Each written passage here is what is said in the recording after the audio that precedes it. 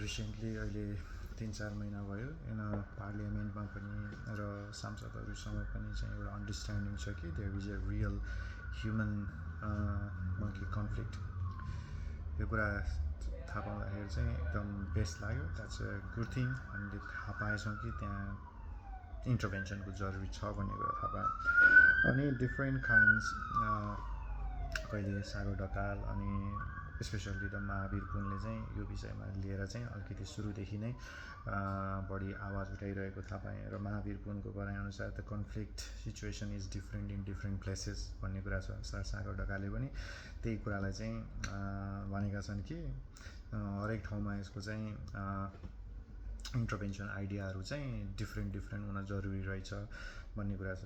र मैले आज मेन बोल्नुको अर्थ चाहिँ अथवा चाहिँ किन बोल्न खोजिरहेको छु भन्दाखेरि it's a comprehensive report. Sagar ढकालबाट पनि थाहा पाएँ कि कम्प्रिहेन्सिभ रिपोर्टहरू आउँदैछ and they are trying to understand the in depth situation of human monkey कन्फ्लिक्टलाई लिएर।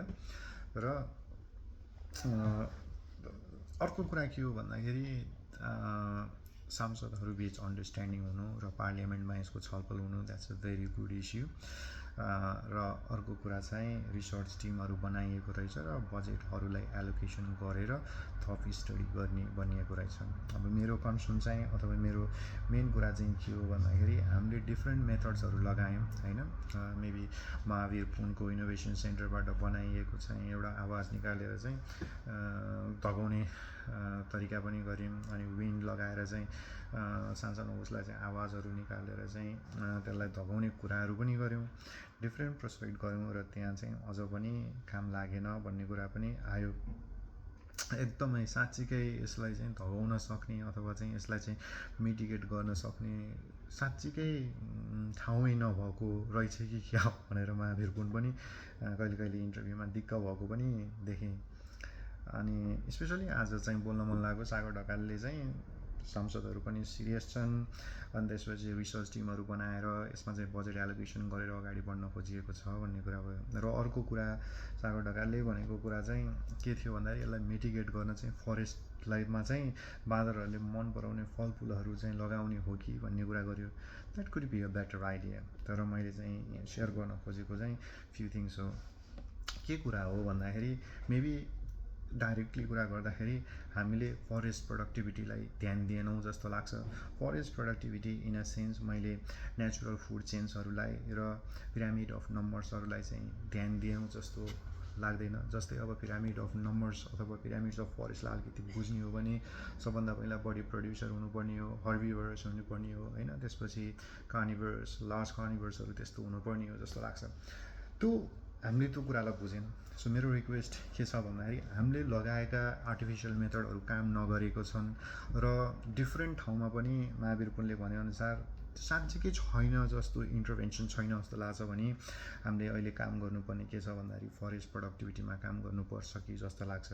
किनकि हाम्रो एउटा चाहिँ ल्यान्डस्केप हेर्ने ओभरअल ल्यान्डस्केप हेर्ने हो भने चाहिँ कस्तो छ मोजाइक ल्यान्डस्केप जस्तो छ जहाँ फरेस्ट छ अनि त्यसपछि ह्युमन ह्याबिटेट छ, त्यहीँ कल्चरल कुराहरू छ। त्यो हिसाबले गर्दाखेरि चाहिँ हामीले फरेस्ट भन्ने बित्तिकै फरेस्टमा डुवेलिङ एनिमल्सहरूलाई बुझ्नुपर्छ र त्यो फरेस्टमा प्रोडक्टिभिटी नभएर त फरेस्टमा प्रोडक्टिभ रिसोर्सेस ग्रोइङ पपुलेसन भएर ग्रोइङ पपुलेसन किन भयो त भन्दाखेरि त्यसको इनिमिजहरू भएन, यानि कि प्रिडेटर्सहरू भएन। प्रिडेटर्सले चाहिँ के गर्यो त भन्दाखेरि सबभन्दा पहिला त्यो फरेस्टमा प्रिडेटर्सको लागि चाहिँ मिल्ने वातावरण अथवा सुइटेबल फुड्सहरू भएन। त्यो हिसाबले गर्दा प्रिडेटर सिफ्ट भएर गइदियो।